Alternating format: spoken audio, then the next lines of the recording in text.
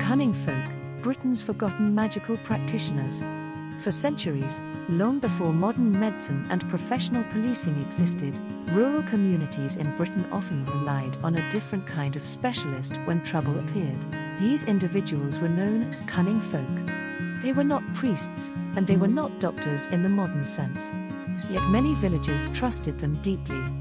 If livestock became ill, if a person believed they had been cursed, or if valuable items were stolen, the cunning practitioner might be the first person people turned to for help.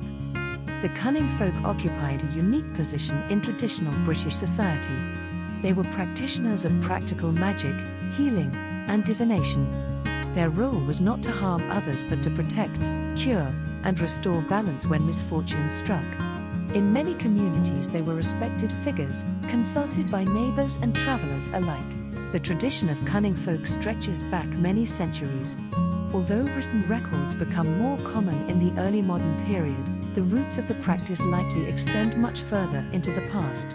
In rural societies where access to formal medical care was limited, knowledge of herbs, charms, and spiritual remedies could be extremely valuable. Cunning practitioners often possessed this knowledge. They might know which plants could treat illness, which spoken charms were believed to stop bleeding, or which rituals could remove harmful magic.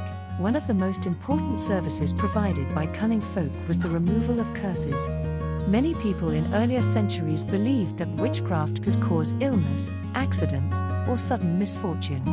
If someone believed they had been bewitched, they might visit a cunning practitioner to discover the source of the problem. The cunning practitioner might perform a ritual, speak protective prayers, or create a charm designed to counteract the harmful magic. Sometimes they also attempted to identify the person responsible for the curse. Divination techniques were occasionally used for this purpose.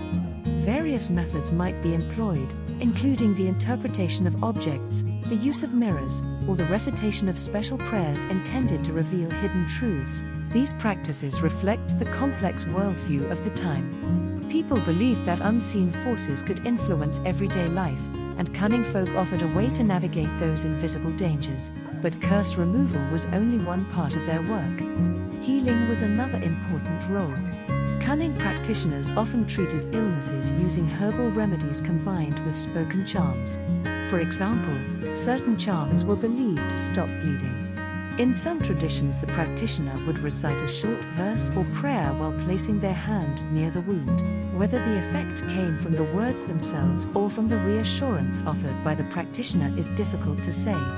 What matters is that many people believed these methods worked. Animals were also treated by cunning practitioners. Farmers depended heavily on the health of their livestock. If a cow stopped producing milk or a horse suddenly became weak, the loss could have serious consequences. Cunning folk were sometimes called upon to diagnose these problems. They might recommend herbal mixtures, protective charms, or rituals designed to remove harmful influences affecting the animal. In addition to healing and curse removal, cunning practitioners also offered services related to lost or stolen property. If someone believed a valuable item had been stolen, they might consult a cunning practitioner to discover where it had gone. The practitioner might perform a divination ritual intended to reveal the thief.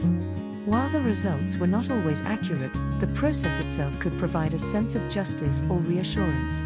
In some cases, the reputation of the cunning practitioner was strong enough to discourage theft in the first place. People feared that if they stole something, the cunning practitioner might reveal their identity. The tools used by cunning folk varied widely. Some practitioners kept collections of books containing magical texts, prayers, and charms. Others relied more heavily on memory and oral tradition. Small objects such as crystals, mirrors, or metal charms might be used during rituals. Herbs and plants were particularly important. Traditional herbal knowledge was often passed down through generations, and cunning practitioners frequently possessed a deep understanding of local plant life. Another interesting aspect of cunning practice is the way it blended religious elements with older magical traditions. Many charms recorded in historical documents contain references to Christian figures such as Christ, the Virgin Mary, or various saints. Prayers might be spoken alongside magical formulas. This blending of religious and folk traditions was common in many rural communities. For the people who practiced these traditions, there was often no clear separation between religion and magic. Both were seen as ways of interacting with the unseen world. The relationship between cunning folk and the law was complex. During periods when fear of witchcraft was particularly strong, authorities sometimes viewed magical practices with suspicion. However, cunning practitioners were usually seen as protectors rather than threats.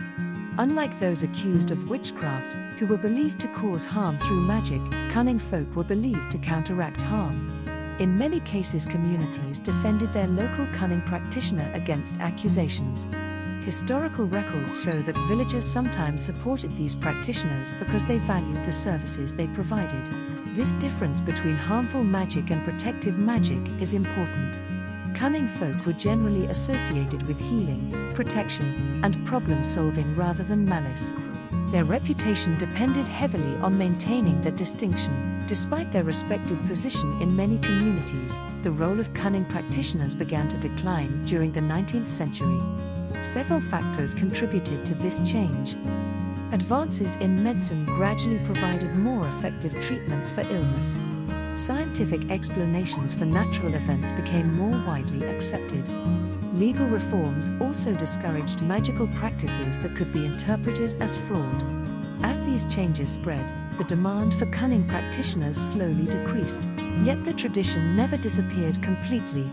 Even into the 20th century, stories circulated about individuals who possessed unusual healing knowledge or the ability to remove curses.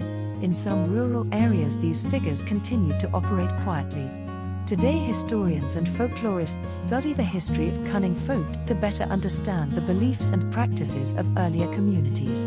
Written records, court documents, and oral traditions all provide glimpses into how these practitioners worked. These sources reveal that cunning practitioners were an important part of everyday life for many people. They were problem solvers in a world where problems often lacked clear explanations. They offered comfort when illness struck, guidance when misfortune appeared, and protection when unseen dangers were feared. In many ways, the cunning folk acted as intermediaries between the ordinary world and the unseen forces people believed surrounded them. They combined practical knowledge with ritual, blending herbal medicine, prayer, and symbolic actions.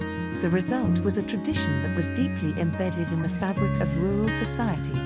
Today, the story of the cunning folk reminds us that history is not only shaped by kings, battles, and famous figures. It is also shaped by the quiet lives of ordinary people seeking solutions to everyday problems. The cunning practitioners of Britain were part of that story. They lived within their communities, offering help where they could, using the knowledge and traditions passed down through generations. Their legacy remains an important chapter in the hidden history of British folk magic. And although their practices may seem distant from the modern world, they reveal something timeless about human nature. When faced with uncertainty, people search for ways to understand it.